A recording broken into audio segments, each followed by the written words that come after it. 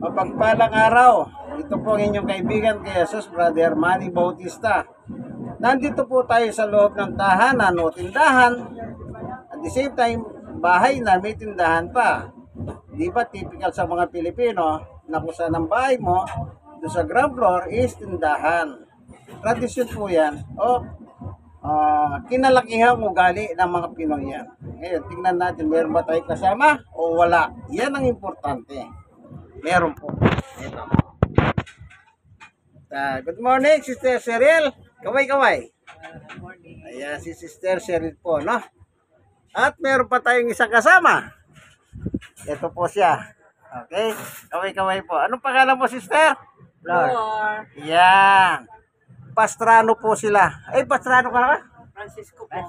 Francisco, ikaw, Pastrano. Asawa. Sa asawa, yan. Sa pagkadalaga, ano kayo? Mikulog. Mikolob. Mikulog.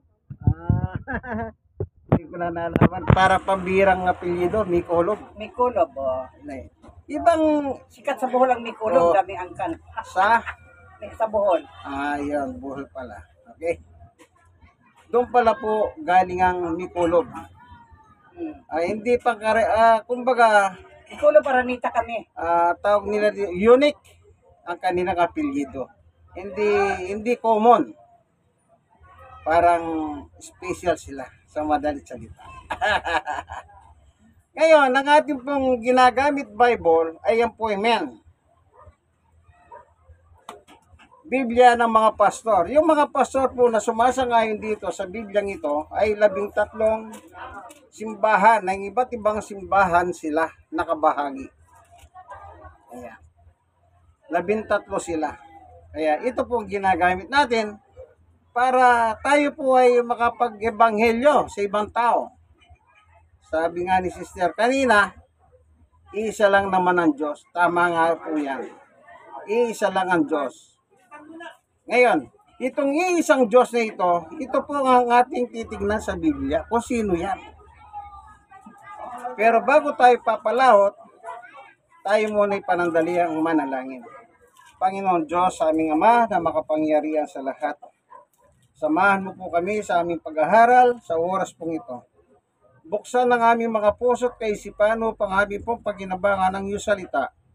Sapagkat sabi ni Jesus, ang iyong anak, ang kanya salita ay espiritu at nagbibigay buhay. Kapag ang iyong salita ay aming pinapaksa, kami po ay sinusuplayan mo ng buhay. Life giver. Maraming salamat po. Samahan kami ng iyong Santong Espiritu upang maunawaan namin paginabangan namin ang aming pagkain sa oras pong ito. Spiritual food kung tawagin. Sa ngalan ni Jesus. Amen. Okay. Ang sabi po sa Biblia, sa 121, verse 1 and 2, doon sa mga burol ako'y napatingin, sa klolo sa akin saan nang gagaling. Ay, mamaya na ako. Dos, ang angat kong tulong kay Yahweh nagmumula sa Diyos na lumikha ng langit at lupa. Mamaya na ako. Sa Hawit 124, verse 8, Putangin na mo. Lumabas ka tao dito ba? Bastos! Mamaya na! Naglasak kami dito. Lumabas si Maya. tulong natin kailangan kay Yahweh nagmumula sapagkat itong lupa at langit siya ang lumikha. Yan. Yan po ang Diyos. Siyang lumikha ng langit at lupa. Lahat ng nasa lupa, lahat ng nasa langit, Diyos po ang lumikha. Basahin pa natin yung salita ni Pablo. Lahat po nandyan.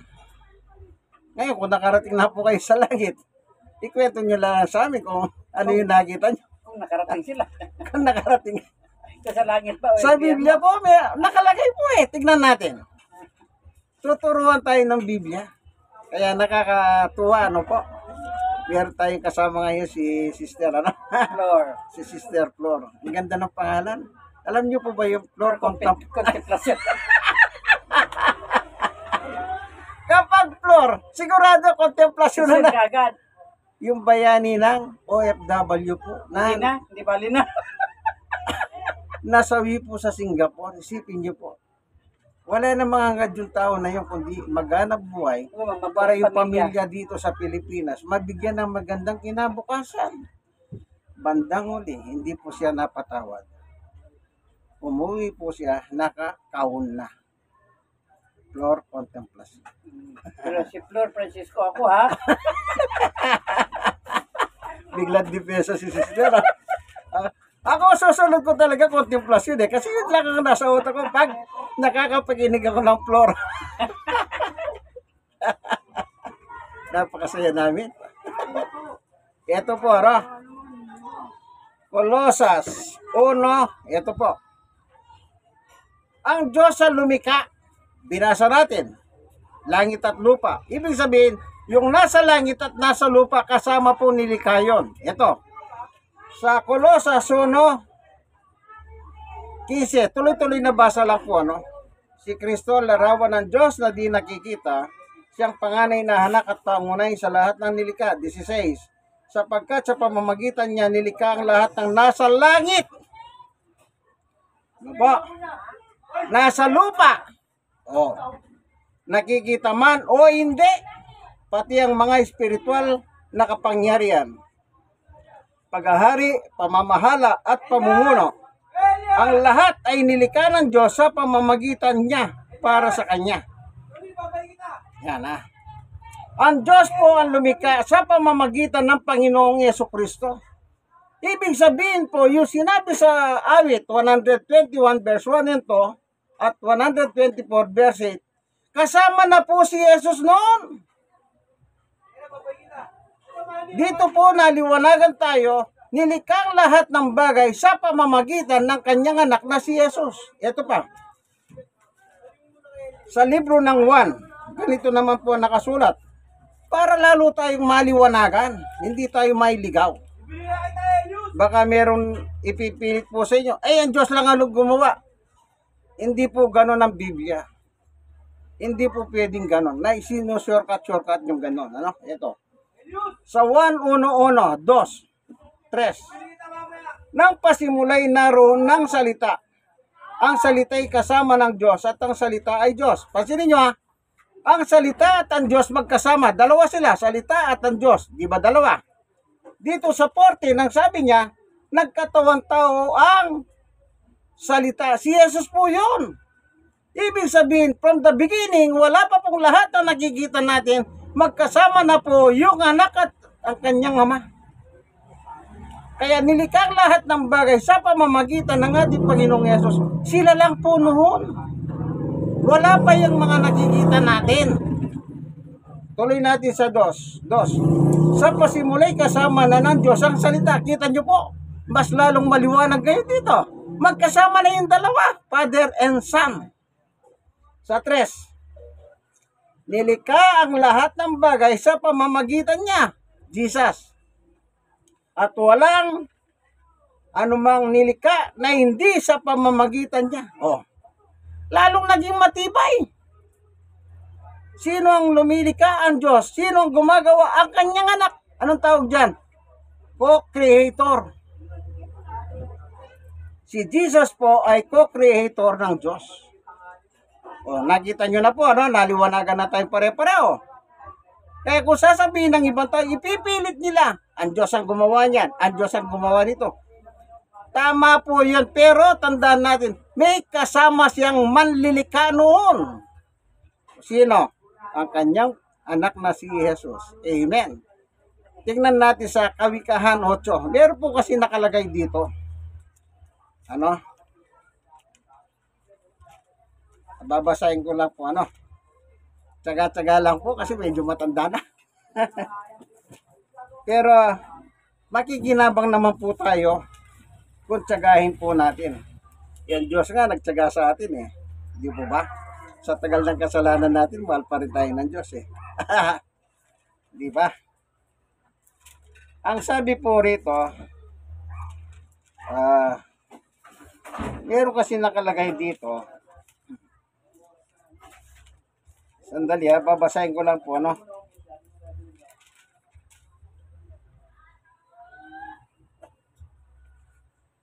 Ito. Kawikahan 8:30. Ako'y lagi niyang kasama at katulong sa gawain.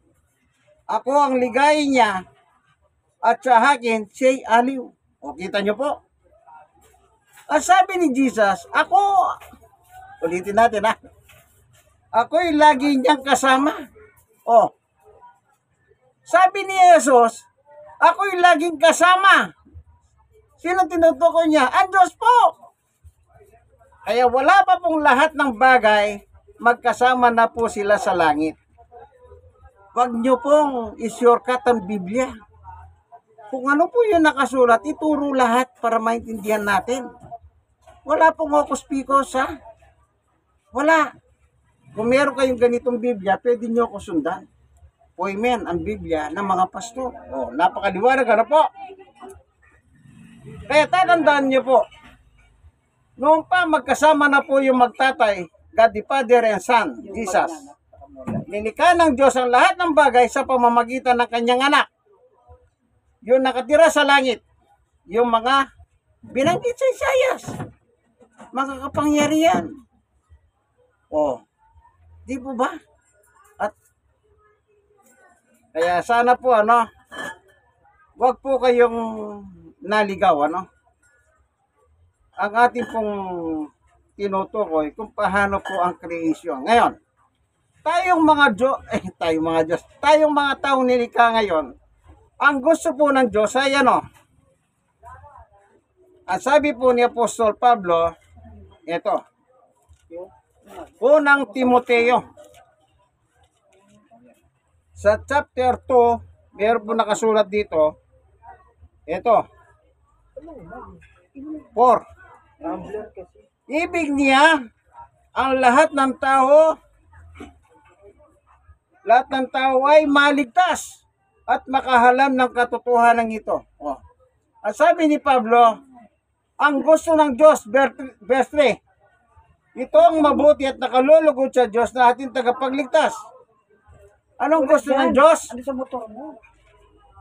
Lahat po ng tao maligtas. So, ibig sabihin, may problema pala tayo. Oh. May problema pala tayo. Bakit sinabi ng Diyos, gusto niya lahat ng tao maligtas? May problema tayo. Ano yun? Kasalanan. Alam niyo po, ang pagkalika sa atin, napakaganda. Ito, basahin ko po Ang pagkalika po sa atin, napakaganda. Kaya sinasabi ko po sa inyo, walang nilikha ang Diyos na pangit. Lahat ng nilikha ng Diyos, puro maganda. Ito, chapter 1, verse 26 ng Genesis. Pagkatapos sinabi ng Diyos, ngayon likahin natin ang tao ayon sa ating larawan. Ayon sa ating larawan. May kausap. Sino? Si Jesus.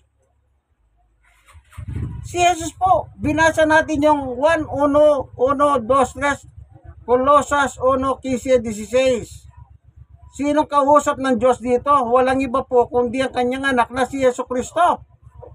Anong sabi niya kay Jesus? Ito sabi niya, pagkatapos sinabi ng Diyos, nagsasalita Diyos, ngayon likahin natin ang tao ayon sa ating larawan, ayon sa ating wangis. Sila ang mamamahala sa mga isda, sa mga hibon, sa ipapawid, at sa mga sa lahat ng hayop. Maging mahamo o mahilap, malaki o maliit. 17. Nilalang nga ng Diyos ang tao ayon sa kanyang larawan. Sila'y kanyang nilalang na lalaki at babae. Kasama na po si Jesus sa paglikha ng lalaki at babae na mamamahala. Kanino daw? Sa mga ayop. O ano sabi niya? Sila'y mamamahala sa mga isda, sa mga ibon, sa impapawid, at sa lahat ng hayop. Maging mahamo man o mahilap, malaki man o maliit. Kaya yung tao po, natuturuan niya yung hayop. O kita nyo? Merong mga hayop ngayon na ginagamit po sa pelikula na nakakaintindi.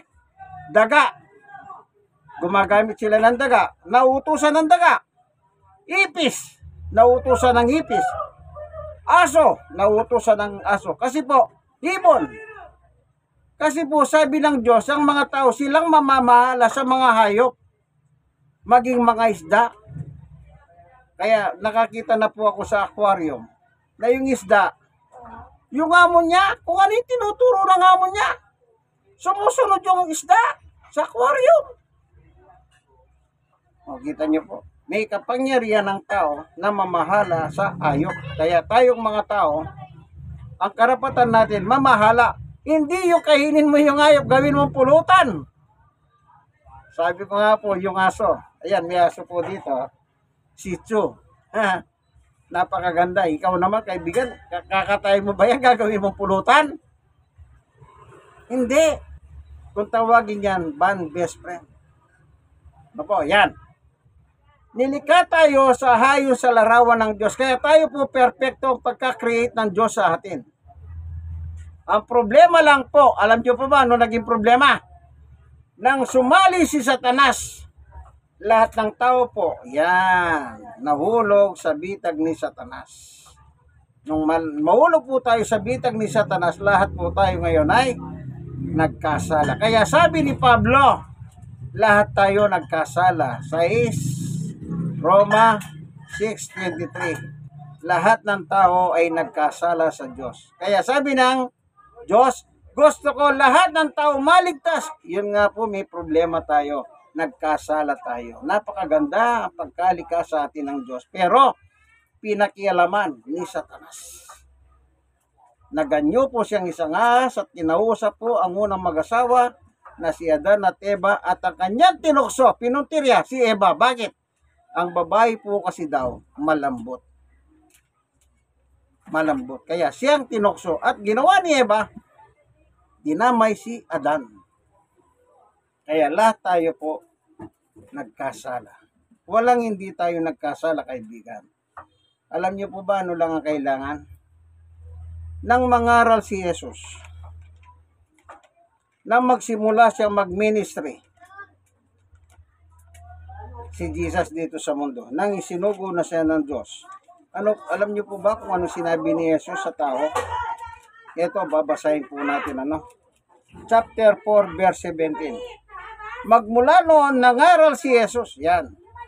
Nagsimulang mangaral. Itinuro niyang magsisi kayo at talikuran ang inyong mga kasalanan sapagkat malapit na dumating ang kaharian ng langit. Bago tayo paghaharian ng Diyos ng langit, anong sabi ni Jesus? Magsisi kayo at talikuran ng inyong mga kasalanan. Yung kasalanan na itinanim ni Satanas sa atin, yun ang tatalikuran natin. Ngayon, meron pa tayong babasahin. Paano natin masusugpo? Kung tayo lang po hindi natin kaya si Satanas, makapangyarihan nila lang din po yan. Hindi natin siya nakikita. Hindi natin siya nakikita. Pero pag sinuko natin ang buhay natin kay Jesus, ito po sabi ng kasulatan. Sa unang 1, chapter 3, verse 8. Ito po. Sapagkat sa simula pa'y, ito. 8. Ang nagpapatuloy sa pagkakasala ay kampo ng dyablo. Yun, nagpapatuloy. Halimbawa, dati hindi ka nag-adik-adik. Ngayon nag-adik-adik ka na. Nagpapatuloy ka. Pag-adik-adik. Sapagkat sa simula pa'y nagkasala na ang dyablo. Oh. Yung ginawa kay Adan at Eva, sa simula pa lang po yun. Kaya't naparito ang anak ng Diyos, si Jesus, upang wasakin ang gawa ng dyablo. Oh. Anong wawasakin ni Jesus? Yung gawa ng dyablo, kanino? Sa buhay natin. Yung itinanim ni Satanas sa buhay natin na masama, yun ang wawasakin ni Jesus pag sinuko mo ang buhay mo kay Kristo. Sapagkat kung tayo lang ang wawasak doon, hindi tayo makakawasak. Halimbawa na lang po, di ba kada bagong taon, naputukan ka, naputol na ito. Ano sabi mo? Sa susunod, ayaw ko na. Ngayon, pagdating ng bagong taon sa susunod, nasaan ka? Nasaan? putukan ka na naman. Hanggat hindi ka mamamatay, hindi ka yata titigil. Mahirap pong magbago kung sa sarili lang natin. Kaya nyo po bang baguhin ang sarili nyo? Kayong mga nanonood ng video ito, kung kaya nyo, sige gawin nyo. Hindi po natin kaya. Kasi tao tayo. Kailangan natin ang tulong. Nagmumula sa Diyos sa pamamagitan ng kanyang anak na si Jesus. Yun ang wawasak sa gawa ni Satanas sa buhay natin. Sino? Si Jesus, ang ating Panginoon at aring darating. Kaya tandaan nyo kaibigan, pag hindi nyo pa po sinusuko si Jesus sa inyong buhay, panahon na upang isuko ang buhay natin. Bakit? Hindi po tayo mananalo kay Satanas. Makapangyarihan yan. Hindi natin siya nakikita. Nakikita niya tayo. Nautusan tayo. O paano tayo nautusan ni Satanas? Simple lang. Nasilipan mo, may pera yung kapitbahay mo. O yung katabi mo lang. Halimbawa, si Sister Cheryl, nakita ko may pera siya. Ano sabi ni Satanas? Sige na, dukutin mo na yan. Pag dinukot mong ganun yung pera, ayun na. Pumasok na si Satanas sa'yo. Lalo na sa hirap ng buhay ngayon. Kung wala kang pagkain, kumakalamasik-mura ng mga anak mo. Kahit hindi mo pera, pakikialaman mo. Meron po ako na napakinggan, no? Kahit pera pa ni Satanas, gagamitin ko. Nagulat po ako. Kahit pera ni Satanas. Anong ibig niya sabihin? Yung pera, nanakawin ko. Gagamitin ko. Ganun po yun. Oh. Di ba? Kaya panahon na po, kaibigan, ano? Ang pagsuko sa ating Panginoong Yesus bilang tagapagligtas ng ating buhay. Siyang pinadala ng Diyos dito sa lupa upang tubusin ang ating kasalanan. At tinubos niya nga po ang ating kasalanan nang ipako po siya sa krus. Sa Golgota, kung tawagin. Dako ng bungo. Ang tawag pa nila yun, dako ng bungo. Ipinako siya roon upang tubusin ang ating kasalanan. Ginawa na niya ang pagtubos. Gagawin na lang natin ang acceptance. Oh, okay, ito tatanungin natin itong ating mga kasama, no? Sister Flor, tinatanggap mo ba si Jesus? Oo. Praise the Lord. Yan po ang kanyang sagot. Sister Cheryl, tinatanggap mo ba si Jesus? Ayan. Tama ang sagot nila. Tama. Bakit? Narinig nila nasa Biblia. Yan po kagandahan ng Bible study. Na ibabahagi mo yung katotohanan ayon sa nakasulat sa Biblia.